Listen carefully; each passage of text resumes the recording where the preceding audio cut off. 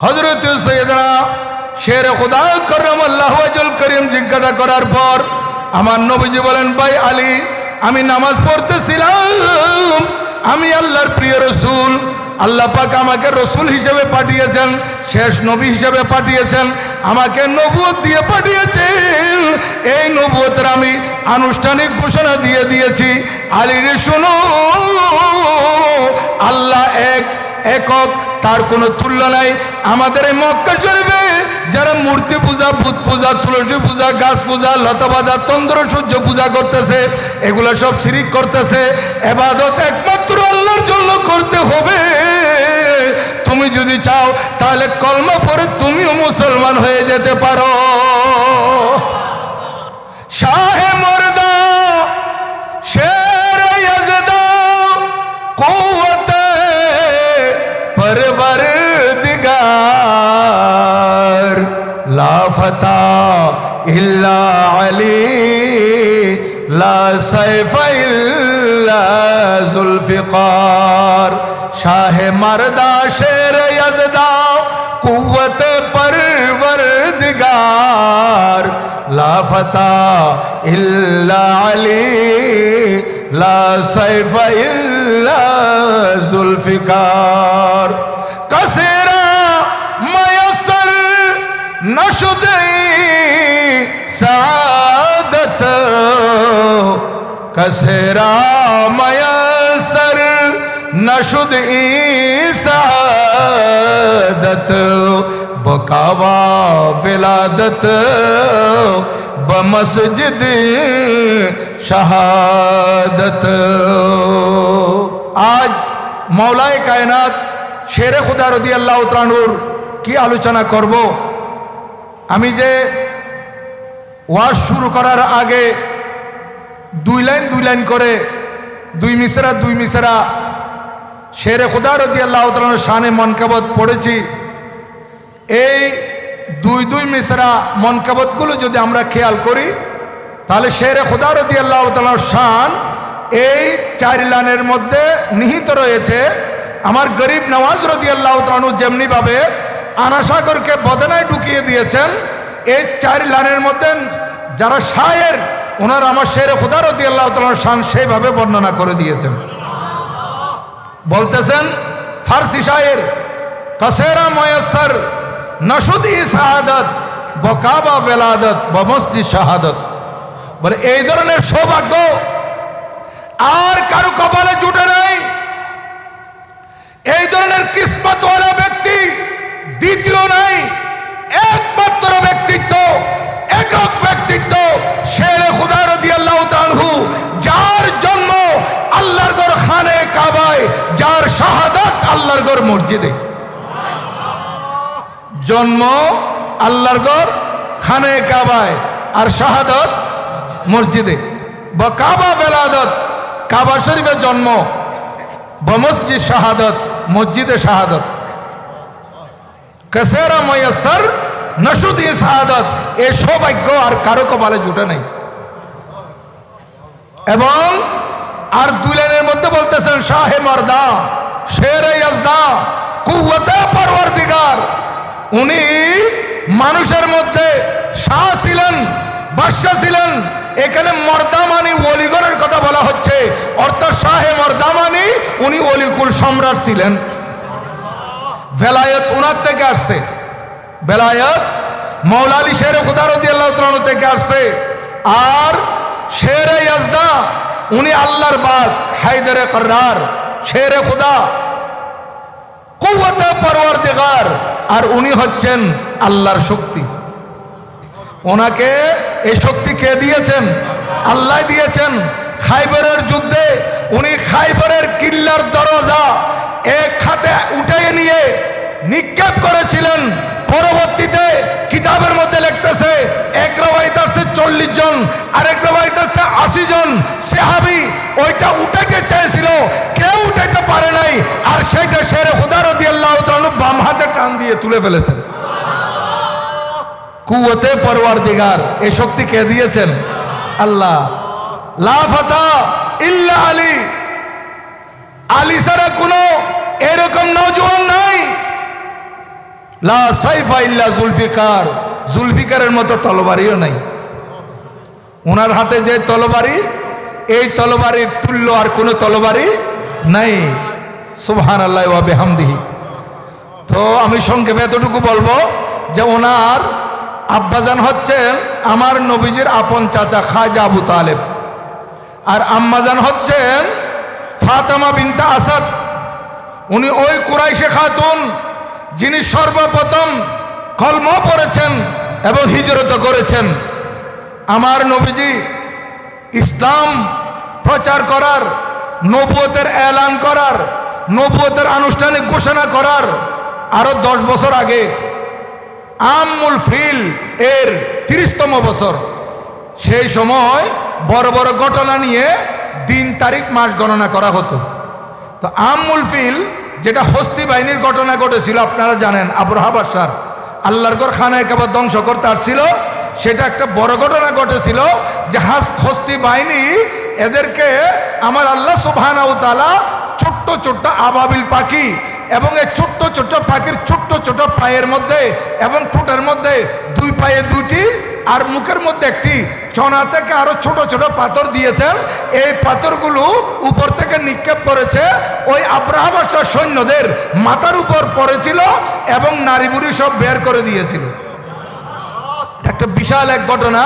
এই কারণে আমার নবীজির দুনিয়াতে তশরিফ আনয়ন করার কথা বলা হচ্ছে। ঐতিহাসিকরা বলতেছেন যে ওই আমুল ফিল হস্তি বাহিনীর ঘটনার, যে হস্তি বাহিনীর ঘটনার 45 দিন, 41 দিন অথবা 51 দিন পর আমার নবীজি তশরিফ এনেছেন দুনিয়াতে। আর মওলাই কায়নাত শেরে খুদা রাদিয়াল্লাহু তাআলা আনহু হস্তি বাহিনীর ঘটনার 30তম বছর, কত বছর? 30তম বছর দুনিয়াতে জন্ম লাভ করতেছেন। আল্লাহর ঘর খানায়ে কাবায় কিভাবে দেখেন উনি আল্লাহর ঘর খানায়ে কাবা তওয়াফ করতেছেন। শেরে খুদা রাদিয়াল্লাহু তাআলার আম্মাজান হযরতে ফাতেমা বিনতে আসাদ রাদিয়াল্লাহু তাআলা আনহা, উনি তওয়াফ করতে করতে হঠাৎ ওনার প্রসব বেদনা শুরু হলো। খাজা আবু তালেব রাদিয়াল্লাহু তাআলা বললেন, আল্লাহর ঘরের ভিতর ঢুকে যাও, সেখানে পর্দা আছে। উনি ওখানে ঢুকে গেছেন।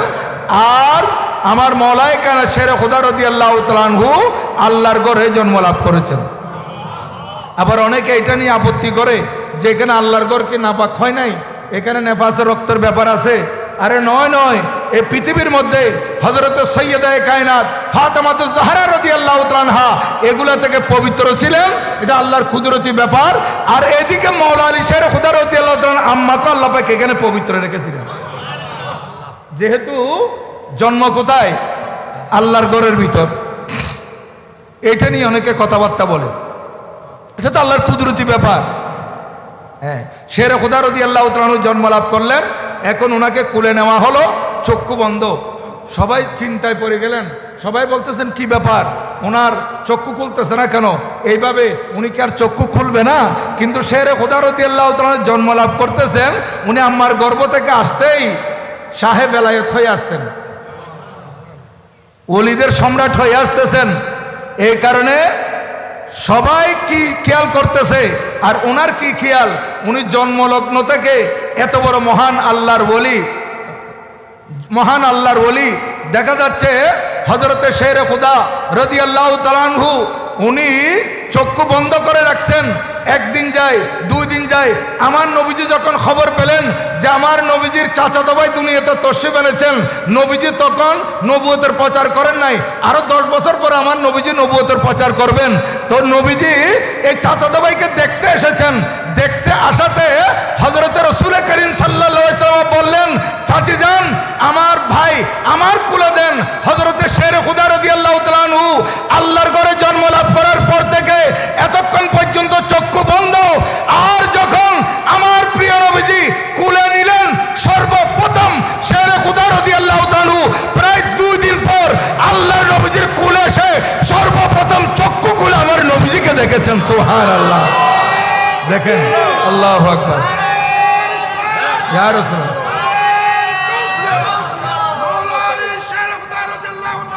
জিন্দাবাদ। উনি জিন্দাবাদ। উনি চক্ষু খুলতেছেন আমার নবীজিকে দেখে, কারণ উনি জানেন আল্লাহর প্যারা মাহবুব সাল্লাল্লাহু আলাইহি ওয়াসাল্লামের চেহারা আমি জন্ম লাভ করার পর সাথে সাথে দেখতে হবে। আমি আল্লাহর প্যারা মাহবুব সাল্লাল্লাহু আলাইহি ওয়াসাল্লামের চেহারা মুবারক যতক্ষণ দেখবো না ততক্ষণ চক্ষু খুলবো না। নবীজিকে দেখেই চক্ষু মুবারক খুলেছেন। এইভাবে উনি আস্তে আস্তে আস্তে আস্তে বড় হতে লাগলেন। বয়স 5 বছর 6 বছর হলো। আরবের মধ্যে দুর্ভিক্ষ দেখা দিয়েছে। হযরতে খাজা আবু তালেব রাদিয়াল্লাহু তাআলা আনহুর ঘরে সন্তান বেশি ছিল। আমার নবীজি একেবারে সেই সময় থেকে নবীজি মানবিক ছিলেন, মানুষের খেদমত করতেন, গরিবের সাহায্য করতেন, এতিমের সাহায্য করতেন, বিধবার সাহায্য করতেন। আল্লাহর প্যারা মাহবুব এই সাহায্য করার কারণে আরববাসীদের কাছে বড় প্রিয় ছিলেন এবং আমার নবীজির কাছে আমানত দেওয়া হতো। আমার নবীজি এই গচ্ছিত আমানত ভালোভাবে হেফাজত করতেন এবং সবসময় সত্য কথা বলতেন, যার কারণে আরবের কাফেররাও নবীজিকে আলামিন বলেছিল। কিন্তু নবীজি তাদের দুশমন কখন হয়েছেন? ওই নবুয়তের প্রচার করার কারণে। নতুবা এর আগে আমার নবীজি তাদের কাছে বড্ড প্রিয় ছিলেন। আল্লাহর প্রিয় মাহবুব দানায়ে গুয়ুব মুনাজ্জাউন আনিল উয়ুব আরওয়াহুনা ফিদাহু সাল্লাল্লাহু আলাইহি ওয়াসাল্লাম আমার নবীজির চাচা হযরত আব্বাস রাদিয়াল্লাহু তাআলা আনহুর কাছে গেলেন।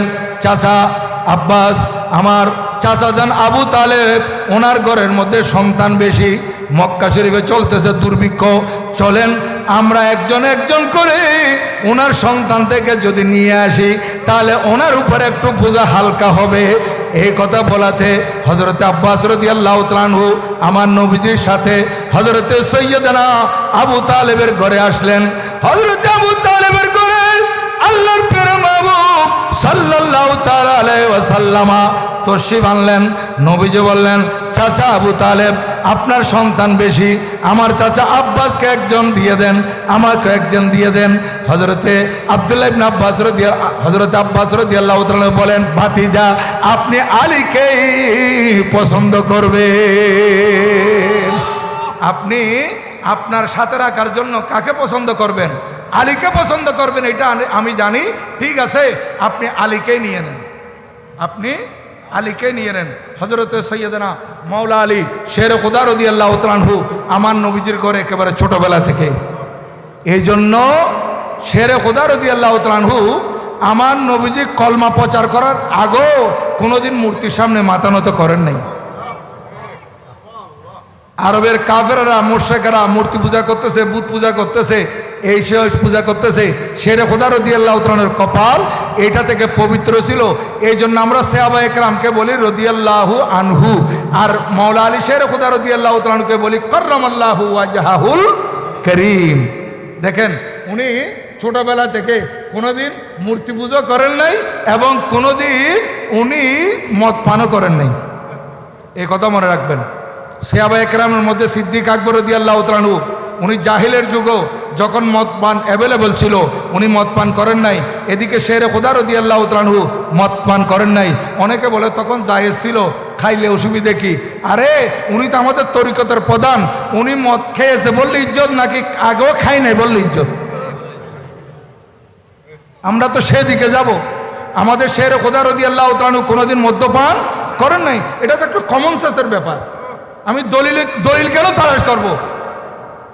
খাইছে কি খাই নাই এটা নিয়ে দলিল তালাশ করো তো এটা গুমরাহি, বেয়াদবি। যিনি 5 বছর বয়স থেকে আমার নবীজির ঘরে লালিত পালিত সেই শেরে খোদা রাদিয়াল্লাহু তাআলা আনহু মদ্যপান করবে, এটা তো কল্পনাও করা যায় না। উনি আমার নবীজির ঘরে লালিত পালিত হচ্ছেন, বড় হচ্ছেন, দেখতে দেখতে সময় চলে যাচ্ছে, বড় হচ্ছেন। হযরতে শেরে খোদা রাদিয়াল্লাহু তাআলা আনহু আমার নবীজিকে একদিন রাত্রিবেলা দেখলেন, নবীজি ওই রুকু করতেছেন, সিজদা করতেছেন, পাশে হযরতে খদিজাতুল কুবরা রাদিয়াল্লাহু তাআলা আনহা। এখন রাত্রিবেলা উনি যখন দেখলেন, রাত্রিবেলায় জিজ্ঞাসা করলেন, ভাইজান আপনি একবার দাঁড়িয়েছেন, আরেকবার এরকম ঝুঁকেছেন, আরেকবার মাটির দিকে চলে গেছেন, এটা কি? আমার নবীজি বলেন, আমি নামাজ পড়তেছিলাম। তখন কিন্তু নামাজ ফরজ হয় নাই, নামাজের হুকুম আসে নাই। সেই সময় আমার নবীজি কি আদায় করেছেন? নামাজ আদায় করেছেন। কারণ সিজদা এটা আল্লাহর কাছে বড় প্রিয়। নামাজ এত বেশি দামি কেন? যেহেতু নামাজের মধ্যে সিজদা আছে, এই জন্য কোন আশেক কি বলতেছে, আরে মিলতা হে ক্যা নামাজ মে সজদে মে যাকে দেখ লে, মিলতা হে ক্যা নামাজ মে সজদে মে যাকে দেখ লে, अरे होगा खुदा के सामने सर को झुका के देख ले, मिलता है क्या नमाज में। কোন আশেক বলতেছে, আরে নামাজ ঈমানের পরে সবচাইতে উত্তম ইবাদত। ঈমান আনয়ন করার পর যত আমল আছে, এই আমলের মধ্যে শ্রেষ্ঠ ইবাদত নামাজ। আর নামাজের মধ্যে তুমি কি পাবে এটা একটু সিজদার মধ্যে গিয়ে দেখো। তুমি এই রুকু করেছো, প্রথমে কিয়াম করেছো, তাকবীরে তাহরিমা করেছো, কোরআন শরীফ তেলাওয়াত করেছো, সব করেছো, তারপর রুকুতে গেলা, রুকু থেকে দাঁড়ালা, এতক্ষণ পর্যন্ত আল্লাহ সুবহানাহু ওয়া তাআলা বান্দার দিকে কুদরতের দৃষ্টিতে তাকিয়েছিলেন। আর বান্দা সামি আল্লাহু লিমান হামিদা বলে দাঁড়িয়ে রব্বানা লাকাল হামদ বলে যখন আল্লাহু আকবার বলে সিজদার দিকে যাচ্ছে, তখন আমার আল্লাহ সুবহানাহু ওয়া তাআলার কুদরতের অন্তরার সহ্য হয় না। আমার আল্লাহ বলেন, এতক্ষণ আমি তাকিয়েছিলাম বান্দা তোমার দিকে, রহমতের দৃষ্টি দিয়েছিলাম তোমার দিকে, তুমি কিয়াম করেছো, তুমি সালাত পড়েছো, তুমি সূরা পড়েছো, সূরা ফাতিহা পড়েছো, তুমি রুকুতে গিয়েছো, সুবহান রাব্বিয়াল আযীম বলেছো, আমার তারিফ অনেক করেছো। এখন দাঁড়িয়ে তুমি সিজদার দিকে যাচ্ছ, আমি আর তাকিয়ে থাকতে পারতেছি না। বান্দারে তুমি তো জানো না কোথায় সিজদা করতেছো, তুমি মনে করতেছো টাইসের উপর তোমার সিজদা, মোজাইকের উপর তোমার সিজদা, পাথরের উপর তোমার সিজদা, গাছের উপর তোমার সিজদা, জায়নামাজের উপর তোমার সিজদা, স্টিলের চৌকির উপর তোমার সিজদা। আরে নয় নয় বান্দারে, তুমি যখন দাঁড়ানো থেকে আল্লাহু আকবার বলে সিজদার দিকে আসতেছিলে, তখন আমি লামকান থেকে আমার কুদরতের দুইটা কদম তোমার সামনে ঢেলে দিয়েছি। মানু আল্লাহু আকবার, ইয়া রাসূলুল্লাহ সাল্লাল্লাহু আলাইহি ওয়াসাল্লাম, ইয়া আলী, ইয়া গোসালাম দোস্ত। বান্দারে জিন্দাবাদ, বান্দারে তুমি তো সিজদা করতেছো আমার কুদরতের কদমে। হোগা খুদা কে সামনে সর কো ঝুকা কে দেখলে। যারা এইভাবে নামাজ পড়তে পারতেছে, এই নামাজটা তাদের জন্য মেরাজ হয়ে যায়।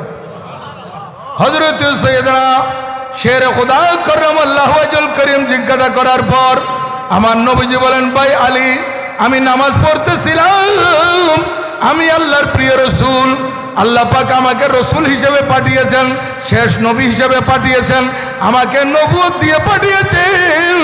এই নবুয়তের আমি আনুষ্ঠানিক ঘোষণা দিয়ে দিয়েছি। আলীরে শোনো, আল্লাহ এক, একক, তার কোনো তুল্য নাই। আমাদের এই মক্কা শরীফে যারা মূর্তি পূজা, ভূত পূজা, তুলসী পূজা, গাছ পূজা, লতা পূজা, চন্দ্র সূর্য পূজা করতেছে, এগুলো সব শিরিক করতেছে। ইবাদত একমাত্র আল্লাহর জন্য করতে হবে। তুমি যদি চাও তাহলে কলমা পড়ে তুমিও মুসলমান হয়ে যেতে পারো। আমার নবীজি বললেন, তুমি চাইলে আমার হাতে কলমা পড়তে পারো।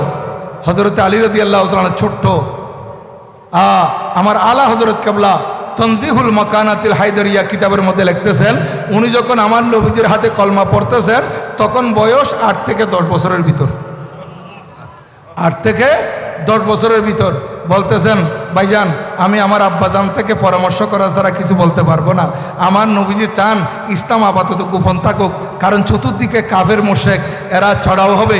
নবীজি বললেন, ভাই আব্বার সাথে আলাপ করার দরকার নাই, তুমি আপাতত কলমা পড়িও না। কিন্তু হযরত মাওলা আলী শের খুদা রাদিয়াল্লাহু তাআলা আনহু মনকে সান্ত্বনা দিতে পারতেছেন না। ওনার আর ঘুম হচ্ছে না, ঘুমের মধ্যে চটপট চটপট করতেছেন। উনি ঘুম থেকে উঠে বলতেছেন, ভাইজান আমি আব্বার থেকে পরামর্শ করব না, আপনি হাত ঠেলে দেন, আমি কলমা পড়ে মুসলমান হয়ে যাব। উনি ছোটবেলায় কলমা পড়ে মুসলমান হয়ে গেছেন। উনি সর্বপ্রথম আমার নবীজির হাতে কলমা পড়েছেন। ওইদিকে হযরতে খদিজাতুল কুবরা রাদিয়াল্লাহু তাআলা উনি তো কলমা পড়ে ঈমান এনে উনি নামাজও পড়েছেন নবীজির সাথে। আর ওইদিকে সিদ্দিক আকবর রাদিয়াল্লাহু তাআলা উনিও কলমা পড়ে দিয়েছেন আগে। এখন হযরতে সিদ্দিক আকবর রাদিয়াল্লাহু তাআলা উনিও কলমা পড়ার মধ্যে প্রথম। হযরতে খদিজাতুল কুবরা রাদিয়াল্লাহু তাআলা উম্মুল মুমিনিন উনিও কলমা পড়ার মধ্যে প্রথম। শের খুদা রাদিয়াল্লাহু তাআলা উনিও কলমা পড়ার মধ্যে প্রথম। তো তিনজন কেমনে প্রথম হয়? প্রথম হবে কয়জন? একজন।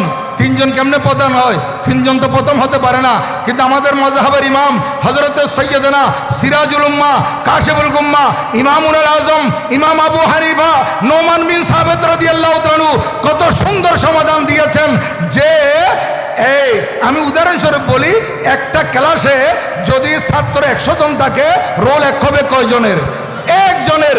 কিন্তু যেই মাদ্রাসায় যেই স্কুলে সেকশন থাকবে, A section, B section, C section, একই ক্লাস, ক্লাস 6 এ শাখা, ক্লাস 6 বি শাখা, ক্লাস 6 সি শাখা, তাহলে প্রথম কয়জন? তিনজন না? আমার ইমামে আজম আবু হানিফা রহমতুল্লাহ আলাইহি কত সুন্দর সমাধান দিলেন যে পুরুষের মধ্যে যারা বয়স্ক তাদের মধ্যে কলমা পড়ার মধ্যে প্রথম সিদ্দিক আকবর রাদিয়াল্লাহু তাআলা আনহু, মহিলাদের মধ্যে কলমা পড়ার মধ্যে প্রথম উম্মুল মুমিনিন খাদিজাতুল কুবরা রাদিয়াল্লাহু তাআলা আনহা, আর বালকদের মধ্যে কলমা পড়ার মধ্যে মাওলা আলী শের খুদা রাদিয়াল্লাহু তাআলা প্রথম। তিনজনেই কি? তিনজনেই প্রথম। কত সুন্দর সমাধান। এই কলমা পড়ে উনি নবীজির সাথে রাতে আছেন সুখে দুঃখে আমার নবীজির পাশে। এইভাবে আমার নবীজি হিজরত করে মদিনা শরীফ চলে গেলেন। মদিনা শরীফ যাওয়ার পর মুহাজির এবং আনসার এদের মধ্যে আমার নবীজি ভাইচারা করতেছেন, ভাইয়ে ভাইয়ে পরিণত করে দিচ্ছেন। একজন মুহাজিরকে একজন আনসারের সাথে, আরেকজন মুহাজিরকে আরেকজন আনসারের সাথে, আরেকজন মুহাজিরকে আরেকজন আনসারের সাথে আমার নবীজি ভাই ভাই করে দিচ্ছেন। সে হাদিস তার অন্যতম হাদিস তিরমিজি শরীফ এবং মেশকাত শরীফের মধ্যে এই হাদিসে পাকখানা আছে। হযরত সৈয়দনা আব্দুল্লাহ ইবনে ওমর রাদিয়াল্লাহু তাআলা থেকে বর্ণিত হাদিস। সময় সংক্ষেপ, এই জন্য আমি সংক্ষেপে বলতেছি। আমার নবীজি যখন একজনকে আরেকজনের সাথে, একজন মুহাজির আনসারের সাথে, একজন মুহাজির আরেকজন আনসারের সাথে এইভাবে ভাইচারা করতেছেন। এখন হযরত আলী রাদিয়াল্লাহু তাআলা দেখতেছেন ওনাকে এখনো কারোর সাথে ভাই বানিয়ে দেওয়া হয় নাই। কারণ মুহাজির যারা মক্কা শরীফ থেকে হিজরত করে গেছেন, মক্কা শরীফে ওনাদের অনেক জায়গা সম্পত্তি ছিল, টাকা পয়সা ছিল, কিন্তু সব ছেড়ে ওনারা একবারে শূন্য হাতে মদিনা শরীফ নবীজির সাথে রাতে চলে গেছেন। এখন ওনাদের কাছে তো কিছু নাই। এখন আনসার সাহাবীরা যারা আছেন ওনাদের যাদের 2 কানি জমিন আছে, আমার নবী যখন ভাই বলে দিয়েছেন তখন উনি 2 কানি জমিন থেকে 1 কানি জমিন মুহাজির ভাইকে দিয়ে দিয়েছেন। 2 কানি জমিন থেকে 1 কানি জমিন কাকে দিয়েছেন? মুহাজির ভাই। আরে এমনও আছে যার 2 জন বিবি ছিলেন, একজনকে তালাক দিয়ে মুহাজির ভাইকে শাদী করে দিয়েছেন নবীজির নির্দেশে। আর এই আনসার সাহাবায়ে কেরাম এটাই প্রমাণ করেছেন, ইয়া রাসূলুল্লাহ শুধু জায়গা নয়, শুধু টাকা নয়, শুধু জমিন নয়, শুধু বিবিধি নয়, ইয়া রাসূলুল্লাহ আপনি যদি আমাদেরকে হুকুম দেন জীবনটা আপনার জন্য বের করে দিব। আর নবীজির মহব্বতে সব কিছু কোরবান করতে যখন রাজি হয়ে গেলেন, আমার নবীজিও কিয়ামত পর্যন্ত ওনাদেরকে দামি করে দিয়েছেন। বুখারী শরীফের মধ্যে ইমামে বুখারী রাদিয়াল্লাহু তাআলা আনহু তরজুমাতুল বাব বেঁধেছেন, হুব্বুল আনসারে মিনাল ঈমান। হুব্বুল আনসারে মিনাল ঈমান, আনসারদেরকে ভালোবাসা এটা ঈমানের অঙ্গ। দেখেন ওনারা নবীজিকে মূল্যায়ন করেছেন, নবীজি ওনাদেরকে আরো মূল্যায়ন বাড়িয়ে দিয়েছেন। এইভাবে একজনের সাথে আরেকজন যখন আমার নবীজি ভাই ভাই বানিয়ে দিচ্ছেন, আমার নবীজি বলেন ইনি তোমার ভাই, ইনি তোমার ভাই। যার সাথে যাকে ভাই বানিয়ে দিচ্ছেন এই ভাই আর কেউ বানাচ্ছেন না। এই সৃষ্টির শ্রেষ্ঠ নবী আল্লাহর প্যারা মাহবুব যখন ভাই বানিয়ে দিচ্ছেন, ওই আনসারেরা নিজের ভাই থেকে আপন ভাই থেকে আরো বেশি গভীরভাবে নিয়েছে। এখন হযরতে মাওলায়ে কায়নাত শেরে খুদা রাদিয়াল্লাহু তাআলা দেখতেছেন ওনাকে কারো সাথে যুক্ত করা হয় নাই, উনি একা বসে আছেন। আর সহ্য করতে পারলেন না, রাবি হাদিস বলতেছেন উনি নবীজির দরবারে আসলেন, তখন ওনার চোখের পানি পড়তেছিল। হযরতে শেরে খুদা রাদিয়াল্লাহু তাআলা চোখের পানি ফেলে ফেলে নবীজির দরবারে আসছেন। ইয়া রাসূলুল্লাহ আপনি একজন মুহাজিরকে আরেকজন আনসারের সাথে, আরেকজন মুহাজিরকে অন্যজন আনসারের সাথে ভাই ভাই করে দিয়েছেন, আমাকে একা ছুড়ে দিয়েছেন।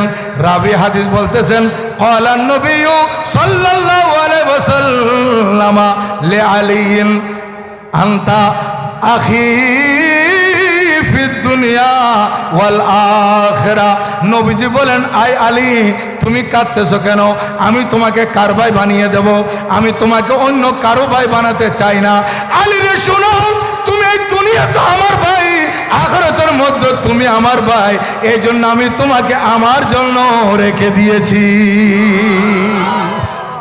দেখেন শেরে খোদা রাদিয়াল্লাহু তাআলার শান কত বড় মহান। হযরত আলী রাদিয়াল্লাহু তাআলাকে আমার নবীজি কত ভালোবাসতেন। নবীজি বলেন, মান আহাব্বা আলিয়ান ফাকাত আহাব্বানি, যে আমার আলীকে ভালোবাসলো সে আমাকে ভালোবাসলো।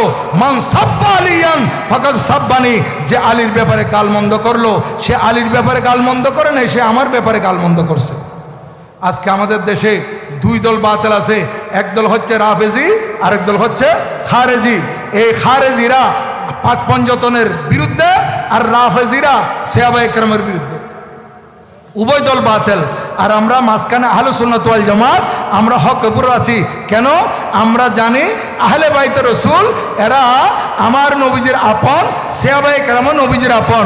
আহলে বাইতে রাসূলকে আমাদেরকে ভালোবাসতে হবে, সাহাবায়ে কেরামকে আমাদেরকে ভালোবাসতে হবে। আমরা আহলে বাইত রাসূলকে যেভাবে ইজ্জত করি, মহব্বত করি, অন্তরে স্থান দিই, জীবন থেকে ভালোবাসি, তদ্রূপ আমরা সাহাবায়ে কেরামকে সেইভাবে ভালোবাসি। উর্দুর মধ্যে খুব সুন্দর বলা যায়, উর্দু বড় বড় আলেমরা ওয়াজ করার সময় বলে যে আহলে বাইতে রাসূল আহলে বাইতে রাসূল ও ঘর ওয়ালে और আসহাবে রাসূল ও দর ওয়ালে। কেউ ঘরের আর কেউ দরওয়াজা, সবাই আপন নবীজির।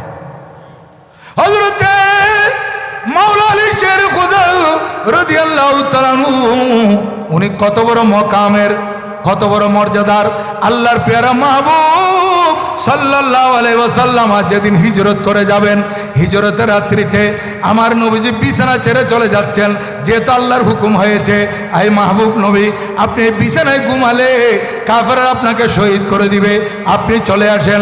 তাহলে বিছানা হচ্ছে মৃত্যুপুরী, বিছানাটা কি? মৃত্যুপুরী। আমার নবী বলেন, আই আলী তুমি এই বিছানায় ঘুমাবা, তাহলে যে বিছানায় থাকলে কাফেররা আইসা শহীদ করে দিবে, সেই বিছানা থেকে আমার নবীজি সরে যাচ্ছেন। আর মাওলায়ে কায়নাত শেরে খুদা রাদিয়াল্লাহু তাআলাকে থাকতে বলছেন, ঘুমাতে বলছেন। আর আমার নবীজির নির্দেশ পেয়ে হযরত আলী রাদিয়াল্লাহু তাআলা বলেন, ইয়া রাসূলুল্লাহ আমি আপনার বিছানায় ঘুমাবো। আমার নবীজি বলেন, আলী রে শোনো, এই কিছু আমানত আরবের মানুষের আছে, তুমি তাদেরকে তালাশ করে করে করে করে আমার কাছে দেওয়া আমানতগুলো পৌঁছে দিবা।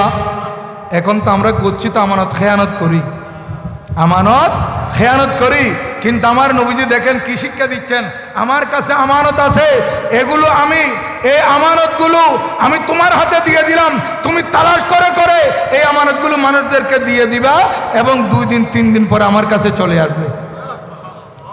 হযরত আলী রাদিয়াল্লাহু তাআলা বললেন, নবীজি যখন আমাকে বলেছেন চলে যাবে তুমি আমার কাছে চলে আসবে, এই কথা বলাতে আমি নিশ্চিত হয়ে গেলাম এই বিছানায় আমার মৃত্যু হবে না। এই জন্য আল্লাহ পাক আমাকে যত হায়াত দিয়েছেন, হায়াতের মধ্যে যতটি রাত গেছে, এই রাত যত রাত গেছে অত রাতের মধ্যে আমি তত নিশ্চিন্ত ঘুমাই নাই যত নিশ্চিন্ত ঘুম আমি হিজরতের রাত্রিতে নবীজির বিছানায় ঘুমাইছিলাম। আমার কাছে কোনো চিন্তা ছিল না, কোনো চিন্তা, কোনো টেনশন নাই, কারণ নবীজি আমাকে বলেছেন তুমি আমার কাছে চলে আসি, তাহলে আমার এখানে মৃত্যু হবে না। দেখেন শেরে খোদা রাদিয়াল্লাহু তাআলা আকীদত, আমার নবীজি ওনাকে জড়িয়ে ধরে আর যা দেওয়ার সব দিয়ে দিয়েছেন। এই কারণে আমার নবীজি বলেন, আনা মদিনাতুল ইলমে ওয়া আলিয়ুম বাবুহা, আনা মদিনাতুল ইলমে ওয়া আলিয়ুম বাবুহা, আমি ইলমের শহর আর সেই শহরের দরজা হচ্ছে আমার আলী। আর নবীজি হযরত আলী রাদিয়াল্লাহু তাআলার শান এমনভাবে বর্ণনা করেছেন, সিদ্দিক আকবর রাদিয়াল্লাহু তাআলা বারবার মাওলায়ে কায়নাতের চেহারার দিকে তাকাতেন, বারবার চেহারার দিকে তাকাতেন, বারবার চেহারার দিকে তাকাতেন।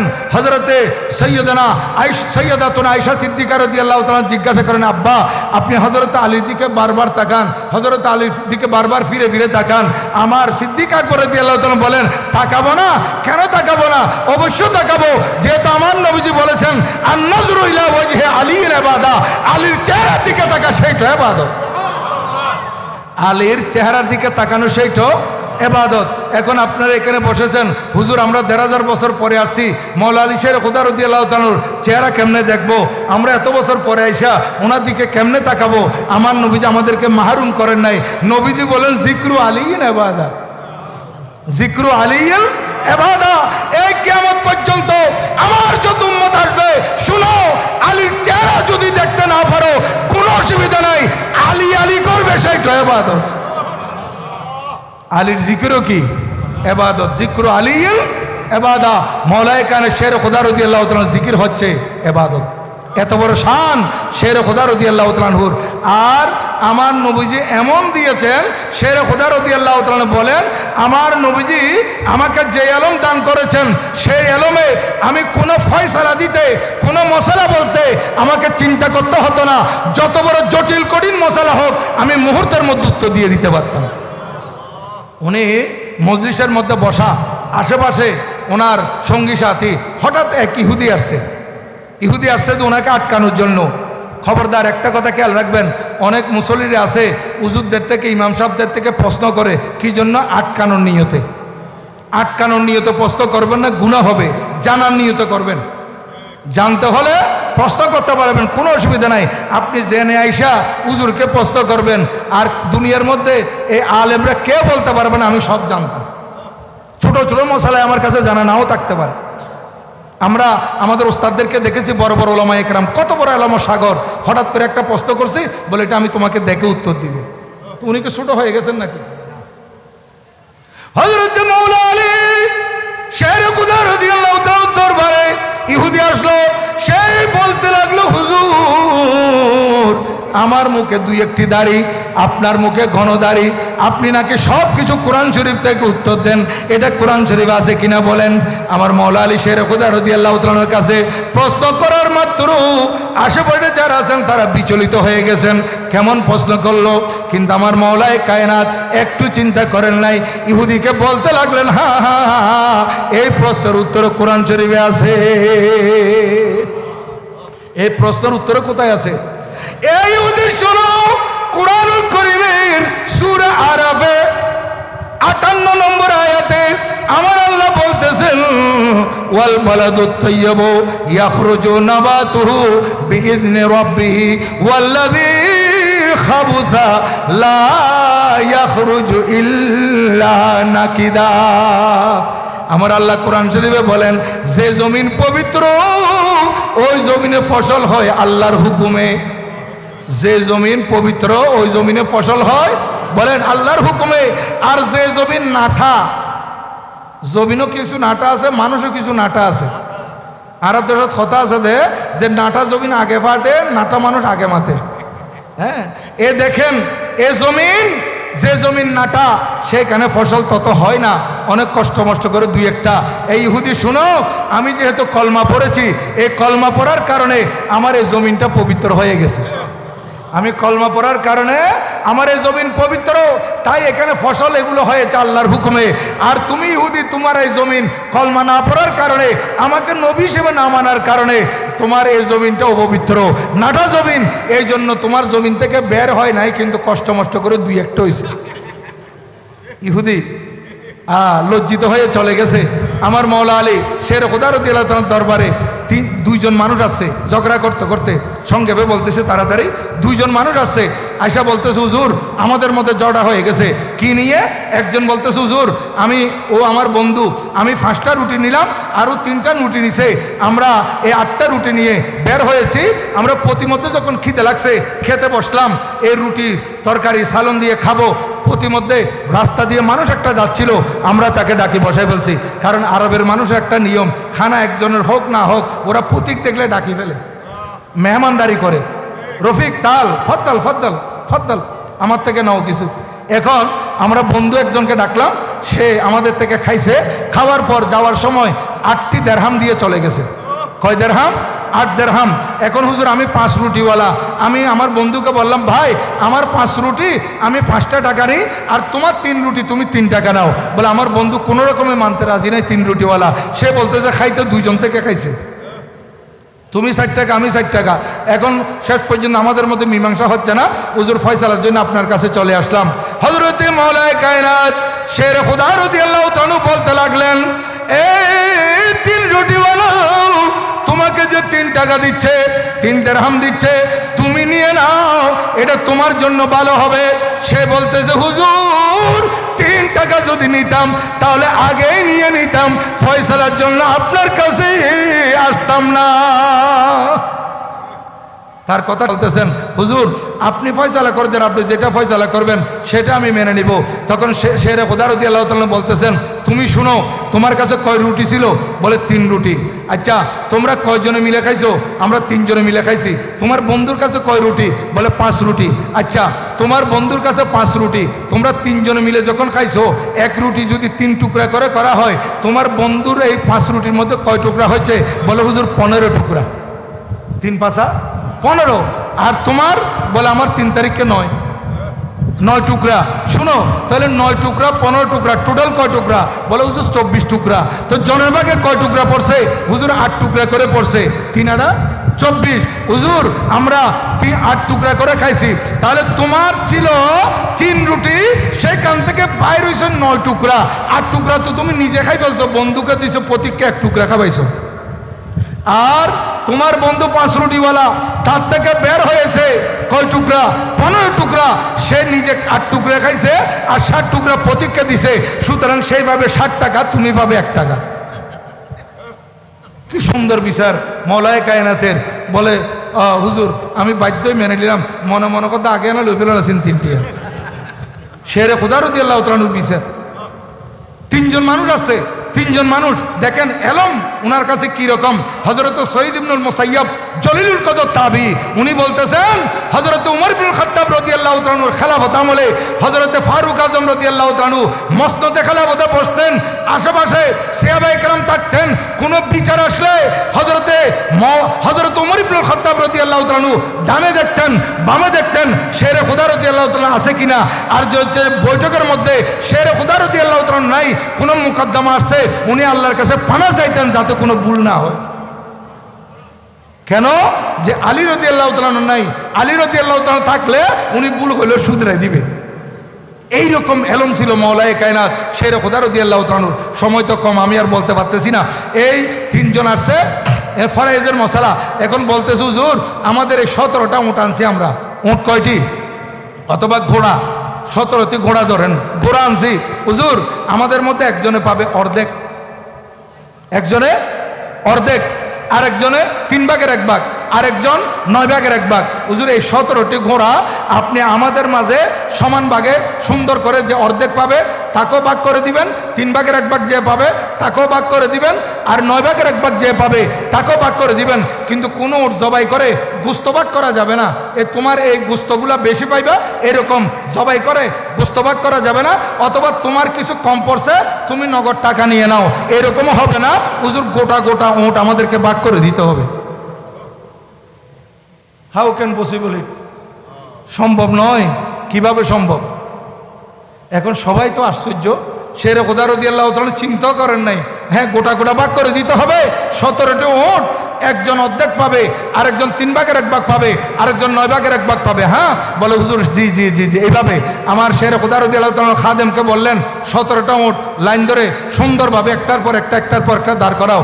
আর আমার ঘোড়ার স্তবল থেকে এরকম একটা ঘোড়া আইনা ওই 17টি ঘোড়ার পাশে দাঁড় করাই দাও।